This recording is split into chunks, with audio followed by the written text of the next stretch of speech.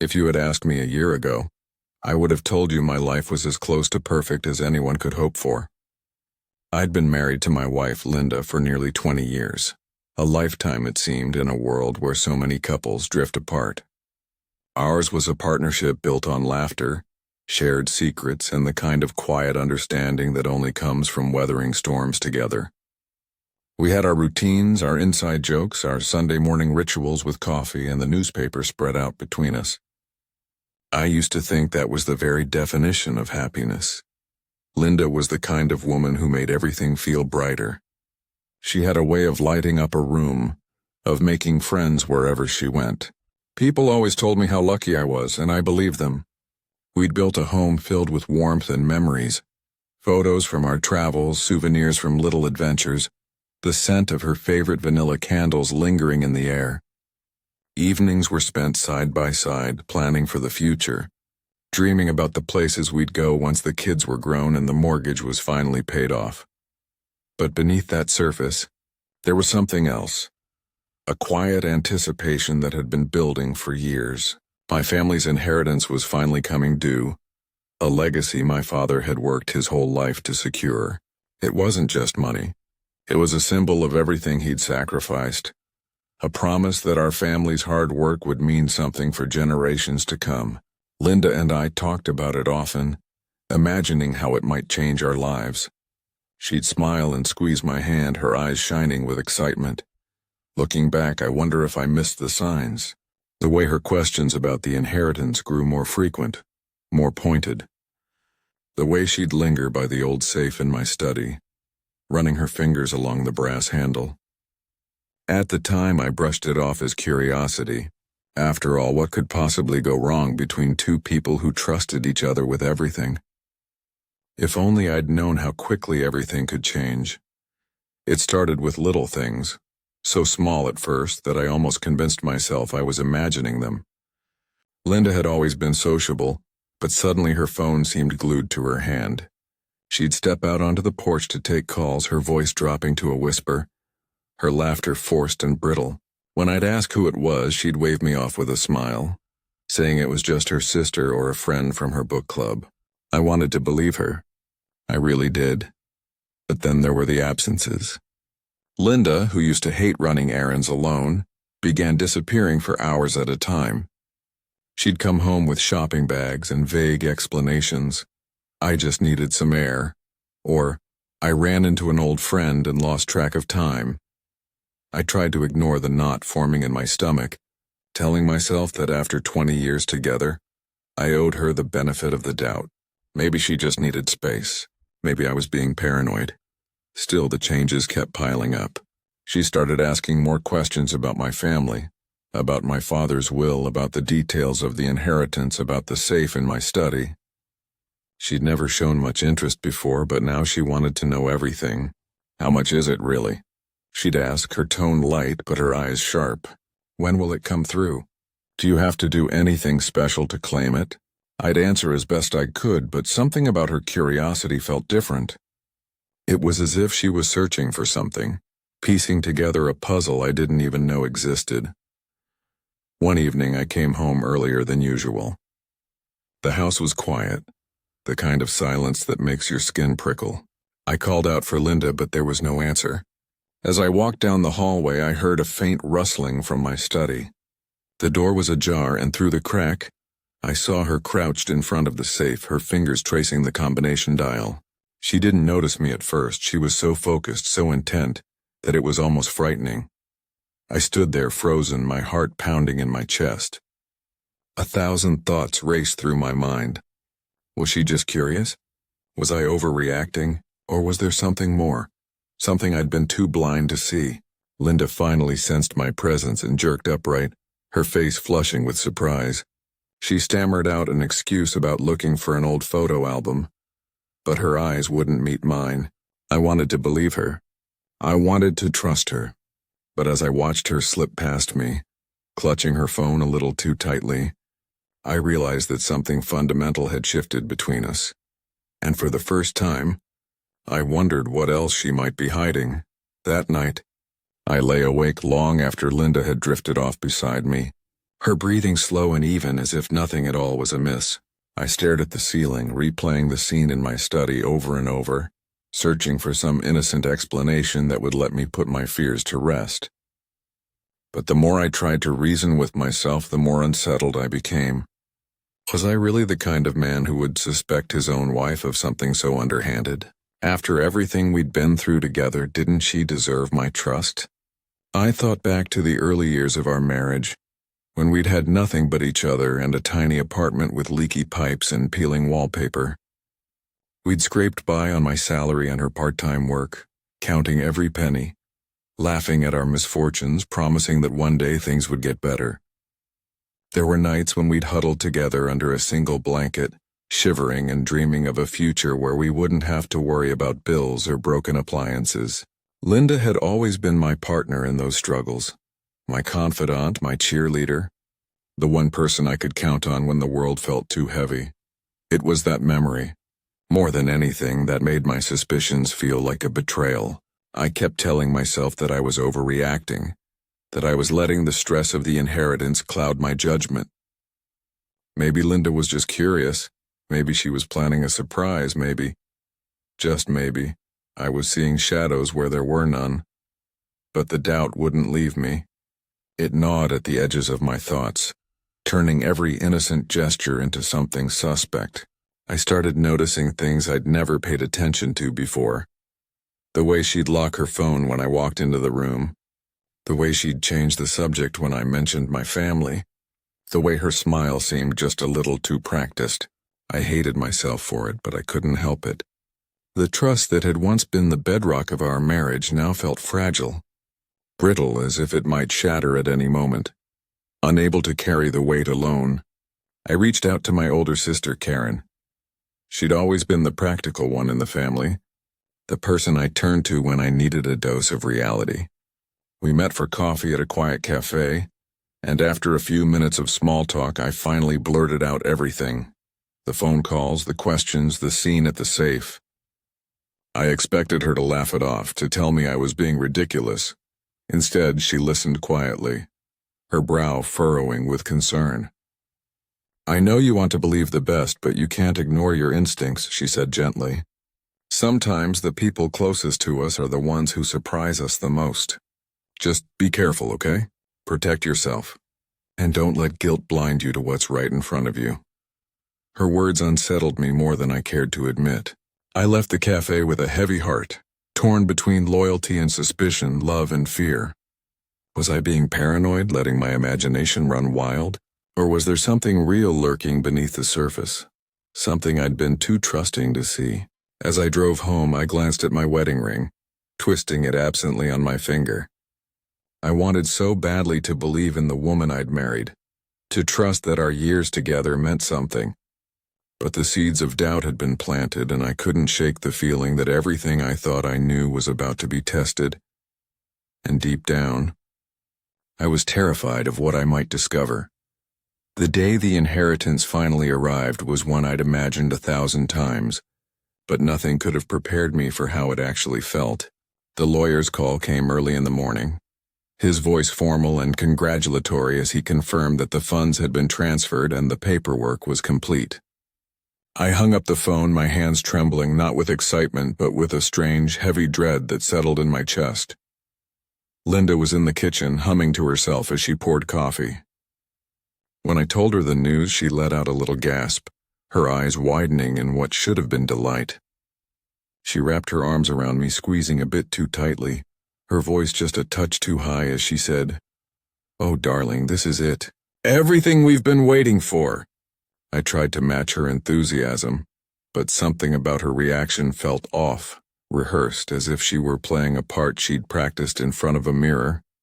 The rest of the day passed in a blur. Linda floated around the house, making lists of things we could finally afford. Renovations, vacations, gifts for the kids.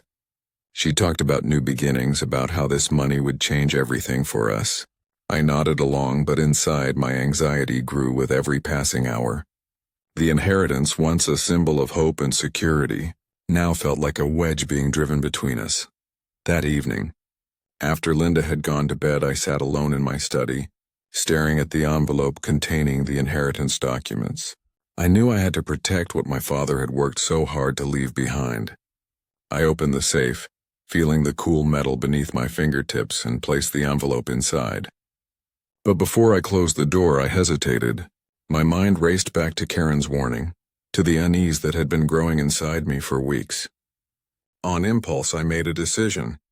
I reached into the back of the safe and pulled out a small velvet pouch, something Linda didn't know existed. Inside was a flash drive containing copies of every important document, every legal safeguard my father had insisted on.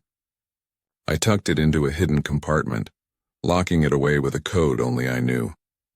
If Linda was planning something, she wouldn't find what she was looking for. Not easily, anyway. I closed the safe, the sound echoing in the quiet room.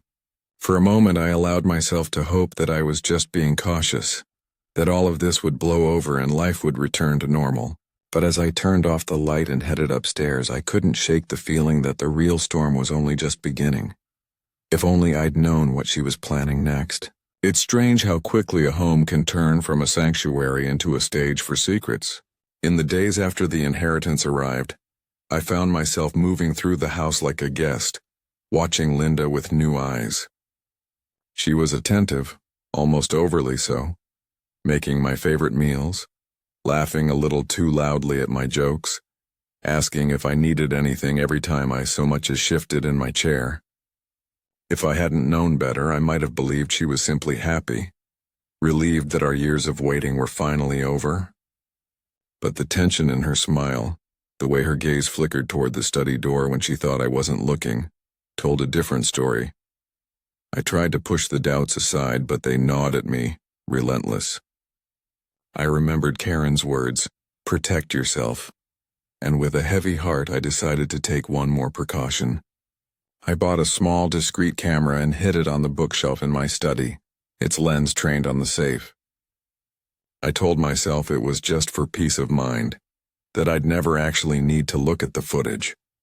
But deep down I knew I was bracing for something I couldn't yet name. The opportunity came sooner than I expected. One afternoon I told Linda I had a meeting across town and wouldn't be home until late. She kissed me goodbye, her lips lingering on my cheek, her eyes searching mine for something I couldn't quite decipher. I left the house, but instead of driving to my meeting, I parked a few blocks away and waited, my heart pounding in my chest. After an hour, I pulled up the camera feed on my phone, my hands shaking as I watched the live footage. At first, nothing happened. The house was still, sunlight slanting through the windows, dust motes dancing in the air. Then, just as I was beginning to doubt myself, Linda appeared in the doorway. She glanced over her shoulder, her movements quick and nervous before crossing the room to the safe. I watched as she knelt down, pulling a slip of paper from her pocket. My birthday, our anniversary, the kids' names. She tried them all, her fingers trembling as she spun the dial. My stomach twisted. This was no innocent curiosity. She was desperate, determined, her face set in a mask of concentration I'd never seen before. When the safe refused to open, she cursed under her breath, her frustration raw and unguarded.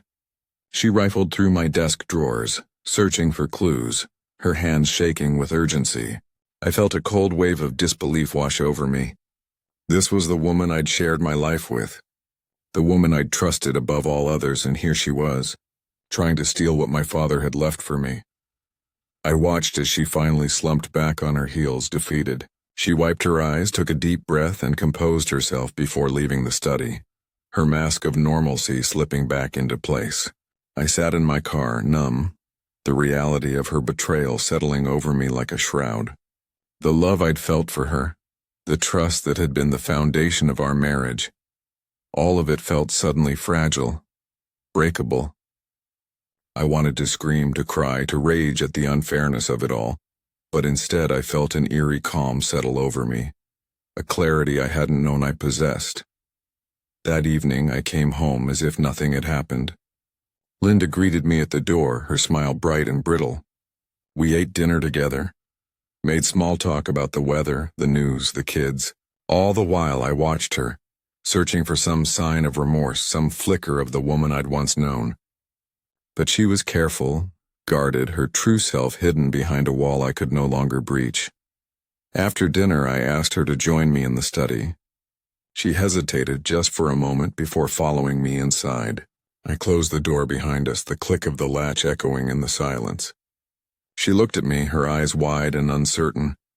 "Linda," I said quietly, "we need to talk." She opened her mouth to protest, but I held up a hand, stopping her. I could see the fear in her eyes, the realization that her secret was no longer safe. But instead of anger, I felt only a strange, steady calm. I told her what I'd seen, what I knew. I watched as her face crumpled, her defenses falling away, and in that moment I realized the truth. The woman I loved was gone, replaced by someone I barely recognized. But the story wasn't over, not yet. There was still one secret left to reveal, and Linda had no idea what was coming next. Linda stood frozen in the middle of the study, her hands clasped tightly in front of her as if she could hold herself together by sheer force of will. I could see the panic flickering in her eyes, the way her breath came in shallow bursts. For a long moment, neither of us spoke. The silence between us was thick, heavy with all the words we'd never said. I moved to the safe, my movements deliberate, almost ceremonial. I could feel her gaze burning into my back as I knelt and spun the dial, the familiar clicks echoing in the quiet room. My hands were steady, but inside my heart was pounding. This was the moment everything would change, one way or another. When the door swung open, Linda took a step forward, her eyes hungry, desperate. I could almost hear her thoughts racing, calculating what she might find inside. But instead of stacks of cash or glittering jewelry, I reached in and pulled out a battered leather folder, thick with old letters and photographs. On top of the pile was a single, crisp legal document, its edges worn from years of handling. She stared at the contents, confusion clouding her features. "What is all this?" she whispered, her voice barely audible. I looked at her, really looked at her, and for the first time in weeks I felt a strange sense of peace. "This," I said quietly, "is my father's legacy. Not just money, Linda. Not something you can spend or hide away.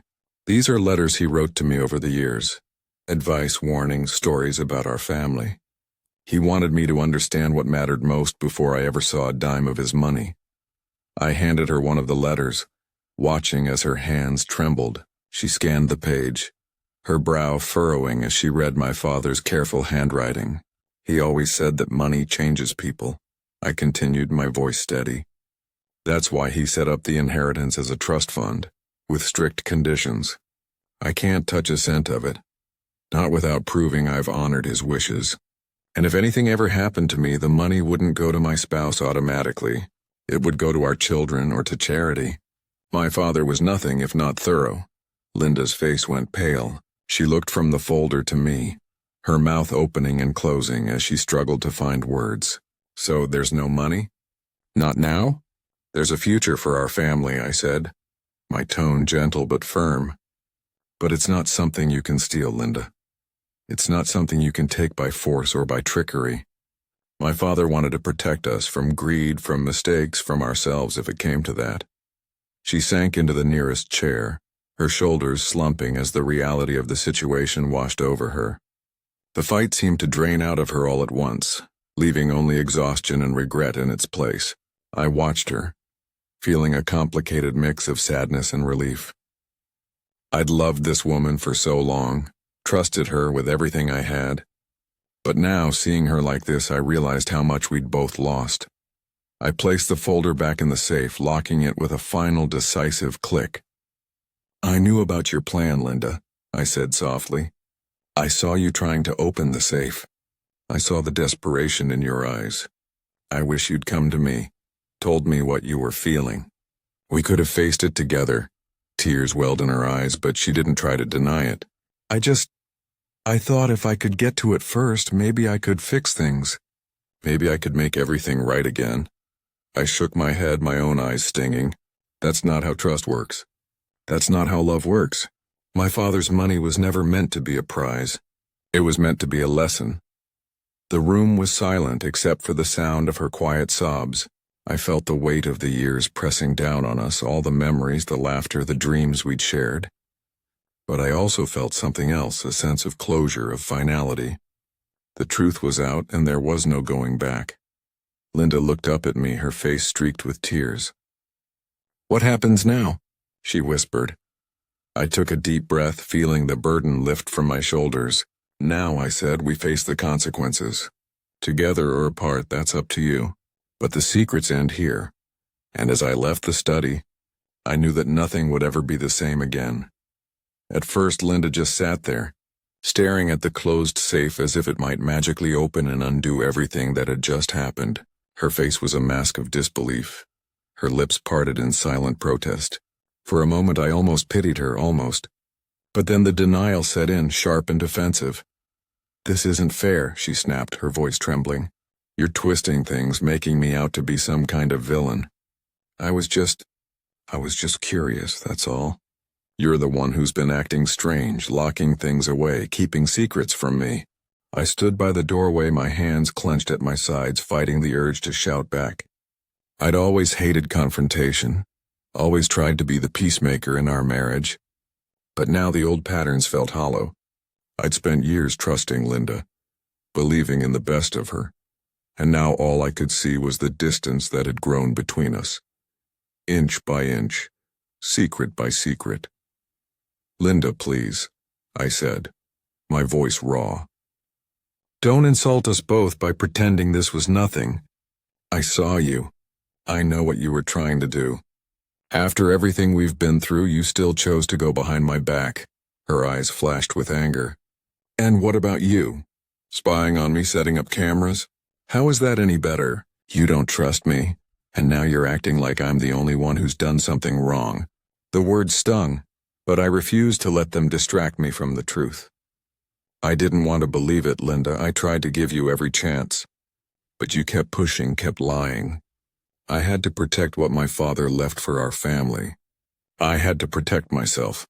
The anger drained from her face, replaced by something far more painful: desperation.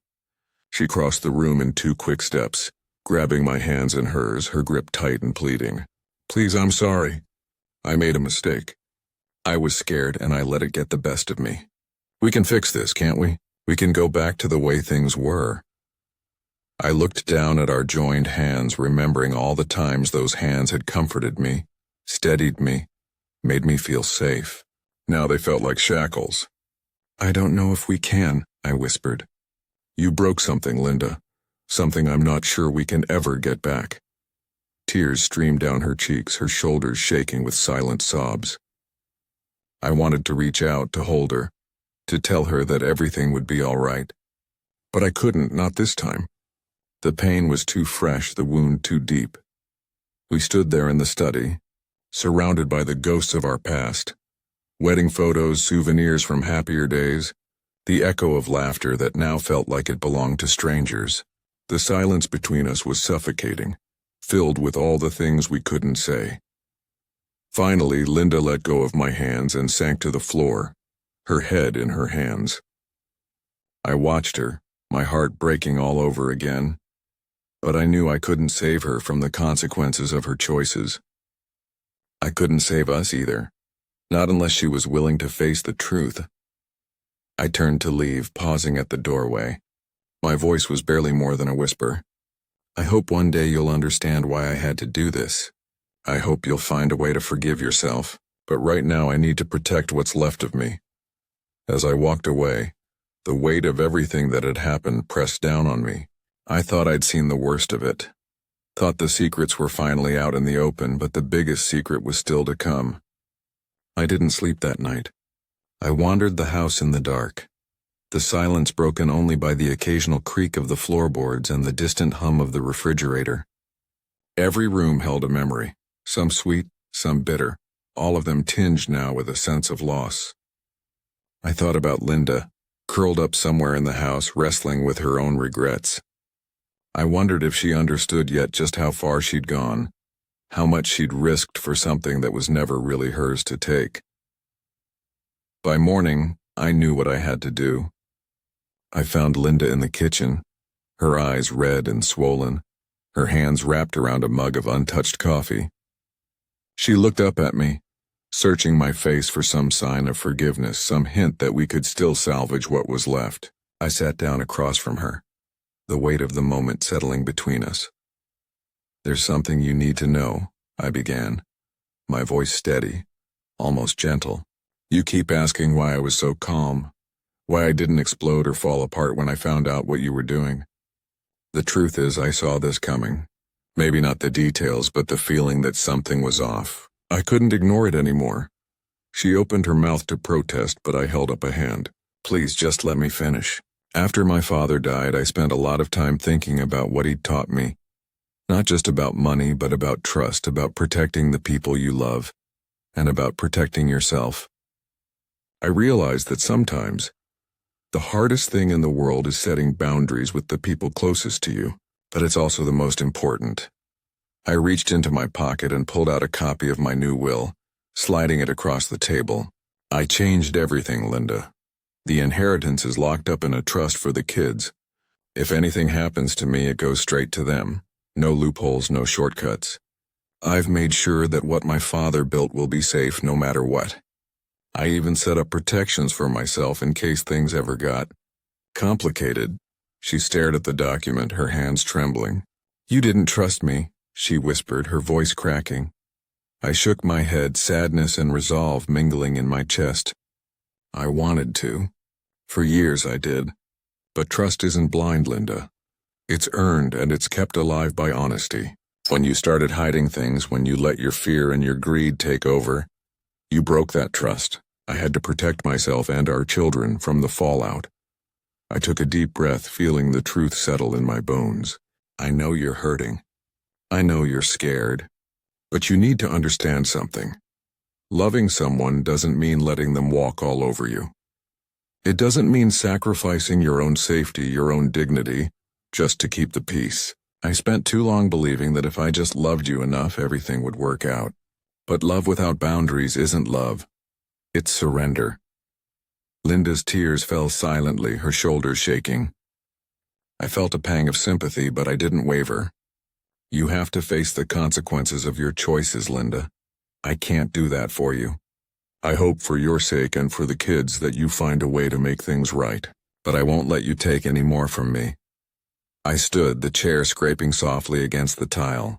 For the first time in a long while, I felt strong. Wounded, yes, but strong. I'd protected what mattered most, even if it meant losing the person I thought I'd spend my life with. As I walked away, I knew the future would be different. Harder, maybe, but it would be mine to shape on my own terms. And Linda at last was left to reckon with the truth she'd tried so hard to avoid. In the weeks that followed, the house felt emptier, but somehow lighter. There were moments when the loneliness crept in, quiet evenings when I'd catch myself reaching for Linda's hand, or mornings when I'd expect to hear her laughter drifting from the kitchen. But with each passing day, the ache dulled, replaced by a growing sense of peace. I realized I hadn't just lost a partner. I'd reclaimed a part of myself I'd almost forgotten.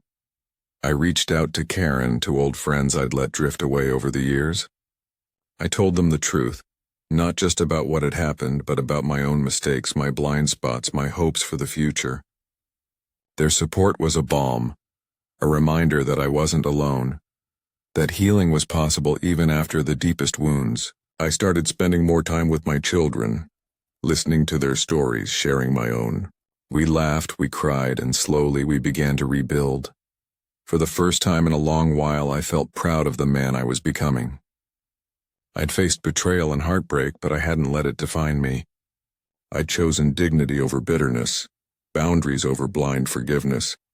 I'd honored my father's legacy, not just by protecting his inheritance, but by living the values he'd tried to teach me: honesty, courage, and self-respect. If you're listening to my story, I hope you remember this. Justice isn't always about punishment. Sometimes it's about standing up for yourself even when it's hard. It's about knowing your worth and refusing to let anyone, no matter how much you love them, take that away from you. As I look toward the future, I feel something I haven't felt in a long time. Hope. The past will always be a part of me, but it doesn't have to hold me back. I'm ready for new beginnings, and I know now that I have the strength to shape them for myself. If there's one thing I've learned from this journey, it's that trust is precious and fragile. It's built over years, but it can be broken in a single moment. True love isn't about ignoring red flags or sacrificing your own well-being for someone else's comfort. It's about honesty, respect, and the courage to set boundaries, even when it hurts. I hope my story reminds you that you are stronger than you think, and that you deserve to be treated with dignity and care. Sometimes the bravest thing you can do is protect your own heart, even from those you never thought would hurt you. Healing takes time, but it's possible, and you don't have to go through it alone. If you've ever faced betrayal, heartbreak, or had to make a difficult stand for yourself, I invite you to share your story in the comments. Your voice matters, and you never know who you might inspire or comfort by speaking your truth. Let's support each other, learn from each other, and keep moving forward together.